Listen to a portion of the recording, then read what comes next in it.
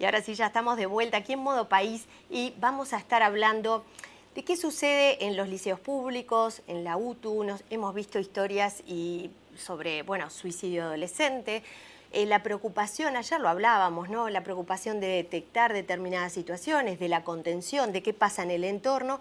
También hemos visto últimamente situaciones de mucha violencia, pero ¿qué está pasando también con algunos cursos que se pueden dar, que no se pueden dar? ¿Es violento también estar en un salón donde estén hacinados o no poder estudiar porque no se abre un cupo? Bueno, estamos ya con la visita aquí en Modo País de Ana Sancho y de Julio Consani. Ellos son representantes de lo que se llama FOLP, que son familias organizadas de los liceos públicos y de la UTU. Bienvenidos, buenos días. Buenos días, Hola. muchas gracias. Muchas gracias por la oportunidad de poder estar acá. A ustedes por poder contarnos de qué se trata, porque tienen una mirada que, como siempre decimos, para poder abordar un tema de forma integral, hay que poder escuchar todas las voces. Y la voz de la familia es muy importante. Siempre estamos diciendo, bueno, el liceo o la escuela no puede dar lo que no se da en casa. Acá tenemos familias que están poniendo el hombro para decir, bueno, estas son las situaciones, cómo podemos ayudar y cómo podemos organizarnos para solicitar, reclamar, pero de forma organizada, ¿verdad? Y con apoyo también a quienes de repente no pueden tener o no saben tener esa iniciativa. Exactamente. Bueno, es un colectivo que se formó un poquito antes de las declaraciones de pandemia y que empezó como a tener más participación en esa etapa. Y bueno, y hemos empezado este año con asambleas virtuales y presenciales porque el propósito es poder representar a todas las familias del país y el colectivo está abierto y les dejamos los contactos después para que ello sea posible. Y muchas gracias a la oportunidad porque el canal se ve en todo el país y eso esperemos que tenga su repercusión. Hoy ¿cómo es cuánto abarcan? ¿Cómo abarcan hoy? En un buen porcentaje estamos representados y convocados familias más bien metropolitanas y algunas regiones del país. Pero bueno, a eso nos abocamos también, claro, a poder, a veces en los comienzos de clases tenemos como inquietudes muy puntuales de tal grupo se cerró, pasa tal situación y bueno, tratamos de facilitar los canales, por cómo se pueden dirigir, cuáles son los mecanismos e interiorizar a las familias en esos casos. Bien, ahí organizándose para identificar y también buscar soluciones. Sí, hemos elaborado un documento para que cada familia pueda registrar sus datos y también pueda decir su hijo, su hija, quien esté en el liceo, con cuántos compañeros tiene su clase, cuáles son sus condiciones de estudio. Entonces también nos da insumos para cuando tenemos la posibilidad de diálogo con autoridades o con referentes educativos. Para tener información tamizada, organizada. Exactamente. ¿Cuáles son las principales problemáticas que hoy ustedes están viendo y plantean como una necesidad de abordaje ya? Bueno, repito, bárbaro el espacio, como lo dijo Ana. A mucha gente se arrima cuando hay un emergente y ahí es cuando surgen los problemas, ¿no? Cuando nos enteramos de los problemas. Recabar información cuando uno es familia es muy difícil, ¿no? El relevamiento que nosotros hacemos tiene mucho que ver con el día a día, lo que hablamos con los gurises, tiene mucho que ver con eso. Ahora te entrego para que lo tengan. Eso lo sacamos el 1 de diciembre, luego del cara a cara del último, creo que fue el último del año, del 28, del cara a cara del 28, y tiene un punteo sobre algunos faltantes, más que faltantes, algunos pendientes que luego corroboramos y que incluso se fueron profundizando con el comienzo del año al final. Es una herramienta que se tiene porque te lo entrego porque es la última declaración que sacamos, digamos, integral. Muy bueno. Sí, porque evidentemente nosotros en la preparación que hacemos de las notas hemos ido identificando, ahora veo el punteo y son los temas que hemos ido identificando que ustedes también han manifestado. Una de las cosas que ¿verdad? identificamos, por ejemplo, en una región de la ciudad de Montevideo, que ya se había informado a las familias que uno de los turnos del Liceo 10 se iba a restringir y eso generó una repercusión en otros liceos, que hay grupos más numerosos y también que un liceo prácticamente por la extensión de horaria de otro se quitó y eso generó toda una repercusión a nivel de la zona, grupos más numerosos, toda una adecuación de organización, ¿no? A comienzos de este año. Son situaciones, perdón Julio, que hemos observado también en otros departamentos. Paysandú tiene un problema con uno de los cursos, ¿verdad? Que es 120 alumnos están esperando. 120 alumnos esperando. Contanos, Julio. La asignación de docentes para comenzar el curso. Es un problema los docentes en el interior. En realidad, nosotros como familia nos cuesta profundizar, pero en esa parte, porque no estamos dentro del sistema desde el punto de vista de la elección de horas. Docentes y autoridades tienen más claro eso, pero lo cierto es que en general están queriendo trabajar, eso es lo que se constata, se espera tomar horas y sin embargo, aparentemente hay dificultades por la modalidad para tomarlas y por eso hay gurises que no están tienen muchas horas libres, horas puente, en un montón de liceo y UTU, ¿no? Lo que, más allá de enumerar, en realidad una de las cosas que ocurre es que al liceo en general, a la educación pública, se le exige que solucione un montón de problemas que están afuera. Cuando en realidad el problema llega y se mete para adentro. Bueno, hay que tener, inevitablemente, si bien la sociedad tiene que tener herramientas, hay que contar con herramientas también en las propias instituciones para llevar adelante. Estás hablando de las situaciones de violencia intrafamiliar, de problemas que hay. Estoy retomando ese tema. Claro, para encarar ciertos temas hay que tener herramientas porque las instituciones se lo tienen que plantear. Si bien es muy uruguayo pedirle a la educación pública que resuelva todo, ¿no? Cuando en realidad hay una sociedad en funcionamiento en el entorno y el encuentro entre docentes, estudiantes, familia, se da con un entorno que no existe, que no es el liceo el que manda la sociedad entera, cómo lo manejamos en casa, manda todo eso, ¿no? Lo que observamos es que con una cantidad de pendientes que teníamos ya dentro del sistema educativo, se están superponiendo realidades y venimos de 2 años de los chicos sin ese encuentro de socialización.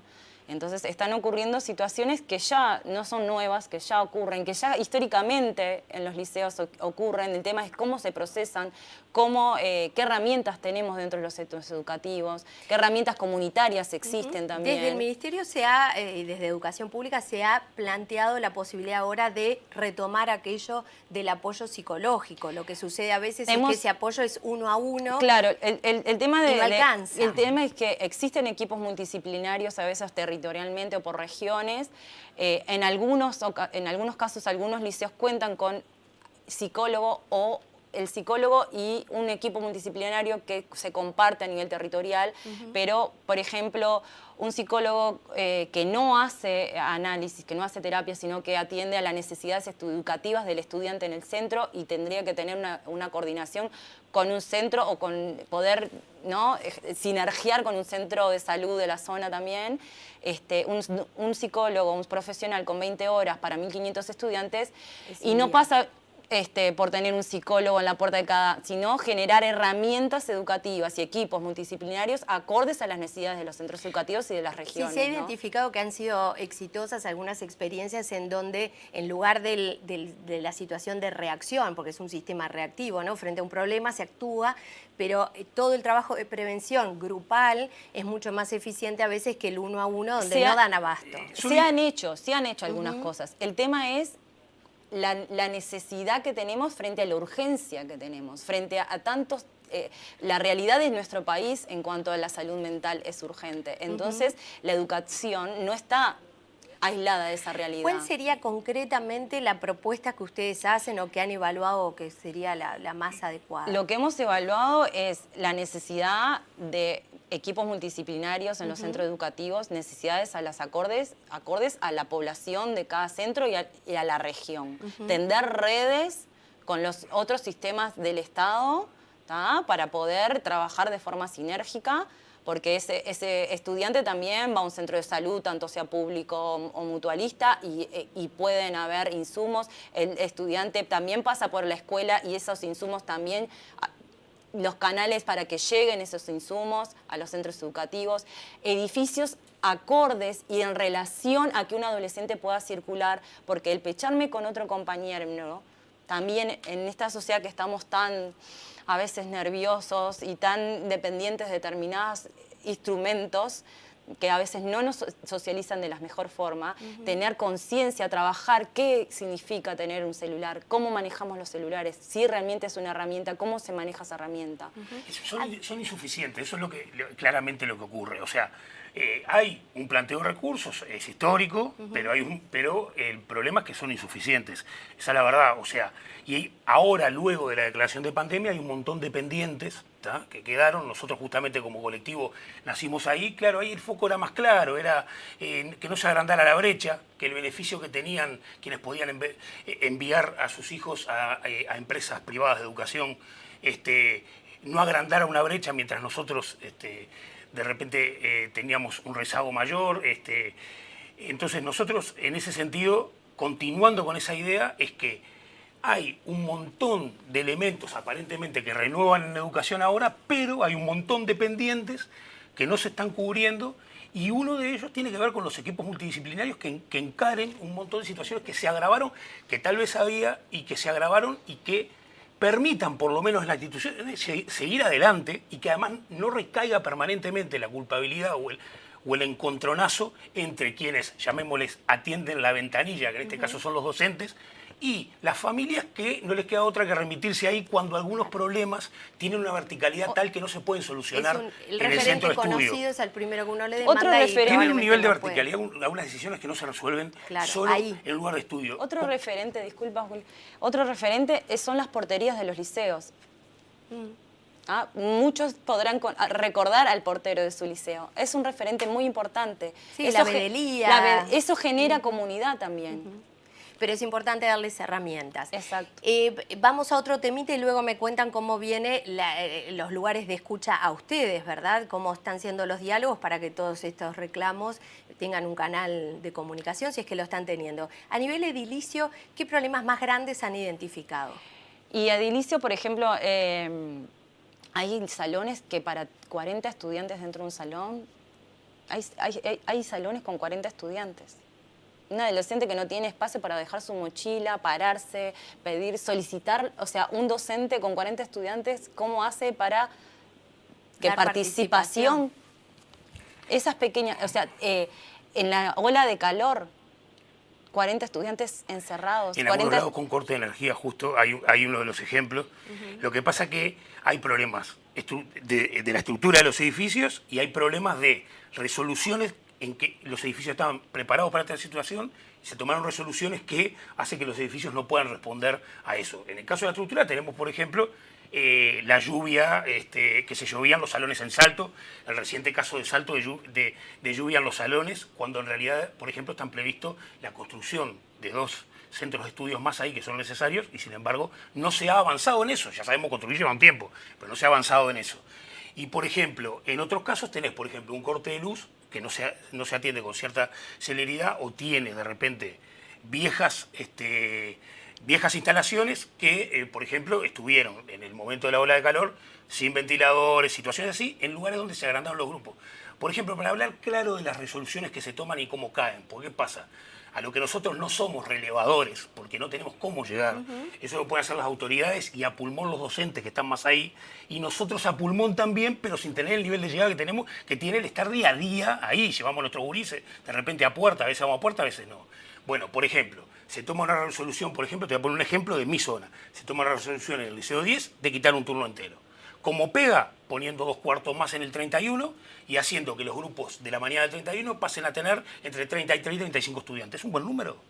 ¿Es un buen número? Pega para ahí, pega para ese lado. Entonces, o el abandono. Ahora hay que meter a esos 33, 35, donde antes se ponían entre 26 y 28 estudiantes más o menos, claro, que es cuando iban mis gurisas más grandes a ese lugar. Entonces, esto está constatado, esto no me lo va a discutir nadie porque lo vi yo. No puedo relevar el país entero, pero nosotros como familias queremos aclarar que tampoco estamos en una nube por no poder acceder a determinados datos que quienes están más metidos en el sistema, forman parte del sistema, pueden hacer más fácilmente. Hay estudiantes de la UTU de Solimar, hay un grupo entero para poder comenzar, por tener derecho pendiente a acceder. Tenemos que cerrar la nota, pero cortito, para que se puedan comunicar con ustedes aquellos que quieran puedan tomar contacto, poder plantear su realidad, porque también de alguna forma ustedes son un canal para poder conversar con las autoridades. De hecho, las autoridades, en la medida que ustedes han manifestado algunas situaciones, han puesto oído y esperemos que se puedan ir.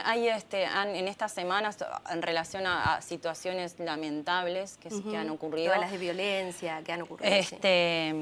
Sí, situaciones, porque los adolescentes no son violentos, claro. Son situaciones, porque tenemos ejemplos, por ejemplo, de estudiantes del Liceo Solimar que compraron ventiladores de su fiesta de egreso que les sobró. Hay millones de noticias positivas de los jóvenes. Danos, por favor, las redes sociales, porque no, tenemos que cerrar la página de lamentablemente no tengo tiempo. Perfecto.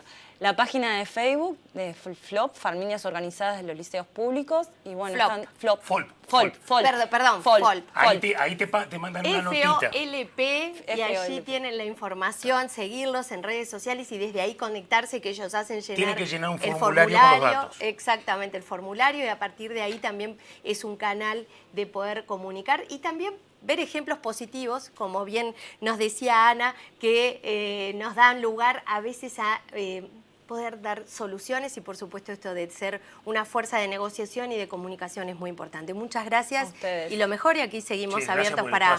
Por favor, un gusto para nosotros, y estamos abiertos a conocer más sobre lo que pasa allí con los estudiantes y sobre todo esto, el núcleo familiar, que es tan importante.